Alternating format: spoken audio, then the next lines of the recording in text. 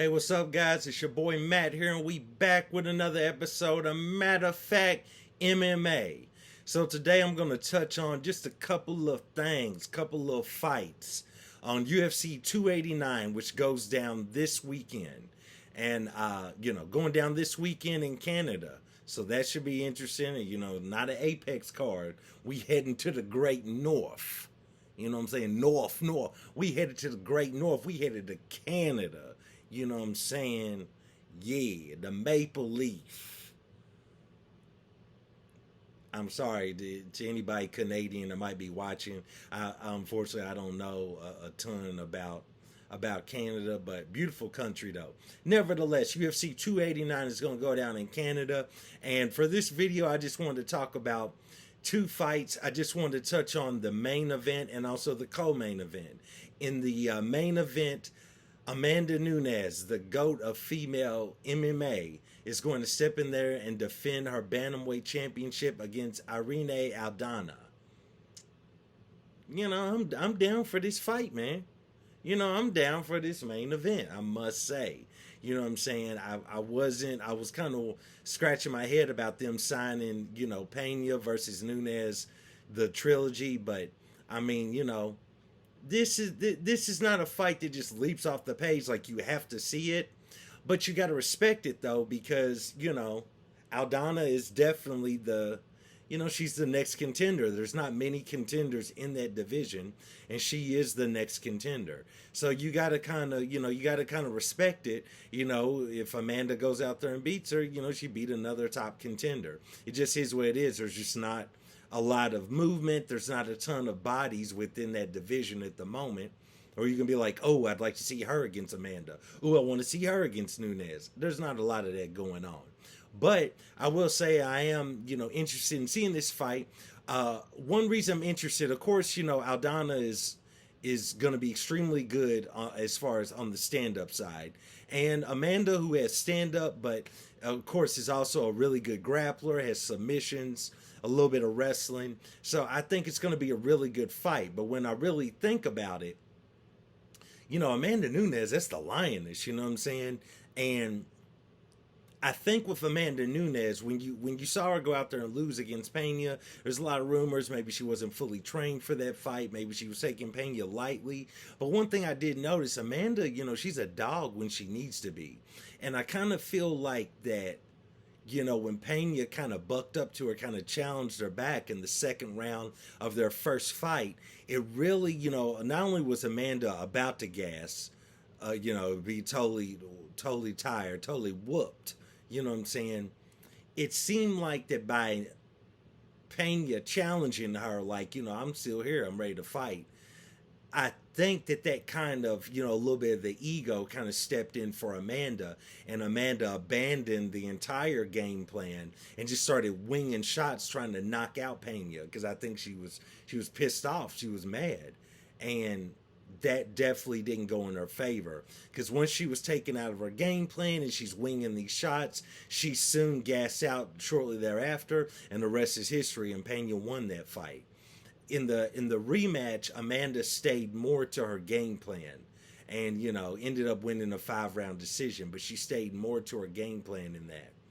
So the way I look at it is, if Aldana is going to win this fight, I feel like if Aldana goes out there, Irene goes out there on the feet, catches her with some shots, catches her with some jabs, and really kind of challenges Amanda in that stand-up category, almost challenges her pride, like, you going to stand and trade with me, or what are you going to do? I believe that is one way that Amanda can be defeated, because I feel like for quite a few years now, Amanda Nunes has had one foot already out of the sport.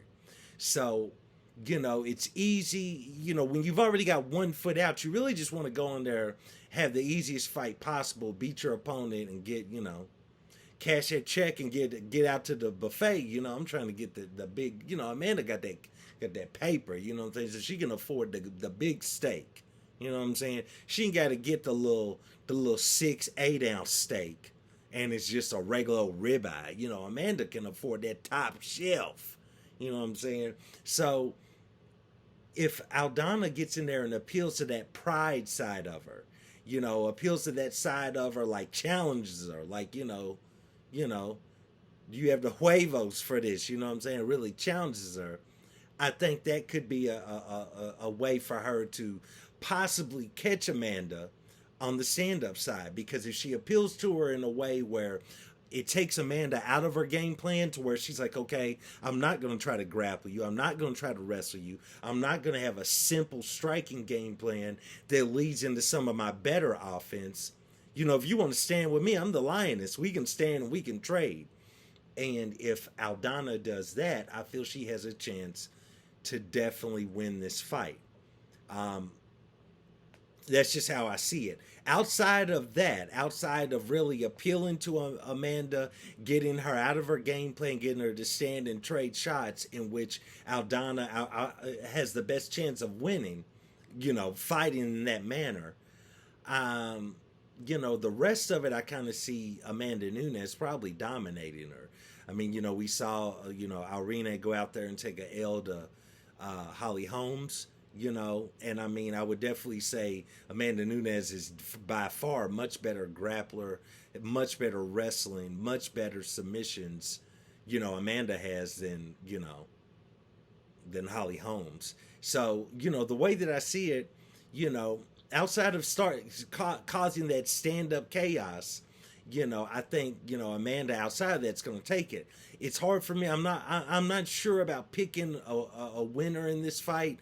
I mean, I guess I'm going to lean toward Amanda Nunes. I mean, how could you not? But, like I said, I feel like Amanda's kind of had one foot out the game for the last couple of years.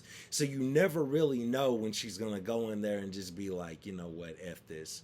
I don't need to do all of this. I'm a mother. I'm married. I got plenty of bread in the bank, plenty of money. I'm not worried about none of this. Why am I still doing this? I kind of feel like at any given time you can see the bottom fall out in that sense. And, Amanda Nunes would go out there and take a L. So, I mean, if I had to pick between these two, I mean, it's hard to pick against Amanda Nunes. But I will say, I could definitely see a world where, Irina goes out there and like I said, basically it's like, look, let's go. If you're ready to go, you the lioness, let's go. And gets her into a stand-up battle in which she could definitely take the win there. So we'll see how it plays out. I mean, if I had to bet my money, which I would be betting a little bit of money through DraftKings. Holla at your boy, DraftKings. Holla at me. I'm still betting with y'all. Holla at me. Nevertheless, holla at me. Give me a little sponsorship, a little something. I need something. Holla at me. Nevertheless, if I, being a betting man, I'd have to put my money on Amanda, but I could definitely see a path to victory for Aldana. Let's move on to Charles Du Bronx. Charlie Olives, Du Bronx in the house. Oh, Charles Du Bronx stepping in there with my guy, Benny Dariush.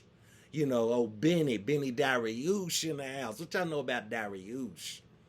So, when you look at that, I mean, Benny, he's on 11 fight win streak. I mean, the man can't be denied. The way he went out there and out wrestled and handled Mateusz Gamrot was just like, dang, bro, wait, who pissed off Benny? You know what I'm saying? What did Gamrot do to Benny? I mean, did he piss in his cornflakes? Did he steal his lunch money? What did he do? I mean, because Benny wasn't playing when he fought Gamrot. So, with this fight, I'm going to just be straight up real. I'm a huge Charles Du Bronx fan. I'm a huge Charlie Olives fan. But I got to go with Dariush in this. I got to go with Dariush. I just feel like Charles Oliveira's game is, I'm going to strike with you, and if you catch me while we're striking, and either you drop me or I kind of have a little trickery, play a little trickery on you, and I fall to the ground like you drop me, guys jump in his guard, and that's his world. And so that's what happens. Either you're going to catch him and knock him down, or you're going to catch him on the feet, standing up, and he's going to fall to the ground like he's hurt. And when you jump in his guard, it is over. You don't want to play around outside of Makachev. You do not want to play around in this man's guard. Because, I mean, playing around Charlie Olive's guard, you might as well seal your death warrant. You know what I'm saying? And seal your fate. You know what I'm saying? So, but Dariush is a good wrestler. Dariush has extremely good jiu-jitsu. Dariush, I mean, is a good wrestler. He's a black belt. He's got good grappling. He's got tricky grappling. You know what I'm saying? And he's got power. Dariush, Benny swings a few of them shots at you, you might hit the canvas. You more than likely you will if he connects. So, I just, I don't know, man. I don't really know about Charlie Olives in this fight. I got to lean toward Benny Dariush, and I know a lot of people are. So it's not like I'm out on the island alone, but I got to go with Benil Dariush on this. I mean, I got to go with him. I just don't. I'm not going to say I don't see a way that Charles Oliveira could win, but I just think that at this point in his career, I know he's hungry to get back to the title, to get back to them big checks, to them pay-per-view points. You know what I'm saying? Uncle Dana, cut that check for Charlie Olives. I know he's anxious to get back there, but, you're fighting a guy that one of your primary strengths, he can hang with you in. He can go to the ground with you. It's not a thing. He'd probably rather go to the ground with you and just see who's got the better jiu-jitsu. So, in that fight, I'd have to go along with Benil Dariush. It wouldn't shock me. You can never be shocked by a win by Charles Oliveira because he can just pull it out like that. I mean, Charles Oliveira, just his stand-up, his striking is... It's definitely functional, but his power is beyond functional. The striking skill level itself, that's functional. It's a function to get you to the ground so Charlie Olives can finish you. But his power is not functional. If he catches you with a solid shot, you're going down and it's over. It's over. Hey boys, pack it up, wrap up the octagon, it's over. Charles Oliveira got another knockout. We heading home early. That's just what it is. But in that fight, I'm going to pick Benil Dariush. I'm not sure how he's going to get it done, but that's who I'm going to go along with, especially in a 3-round fight. Well, maybe the 3-round fight actually favors Charles Oliveira because he likes to get it over with quick. So 3-round fight, he's going to go in there, balls to the wall. Might fit him a little bit better, but I still got to go with Benil Dariush in that. So we'll see how that goes down. It goes down this Saturday in Canada. UFC 289. Amanda Nunes defends her bantamweight championship against Irene Aldana. And we're going to see, co-main event should be a tremendous fight. Benil Dariush steps in there with former lightweight champion Charles Oliveira. I'm anxious to see it. I got to go with Benil Dariush, and I got to go with Amanda Nunes. I'm a little bit more shaky on Nunes because I think Aldana might be able possibly to pull it off, but I'm going to pick. My official pick is going to be Amanda Nunes. So, nevertheless, I appreciate you guys for joining me for another episode of Matter of Fact MMA. And I'll check you next time. Peace.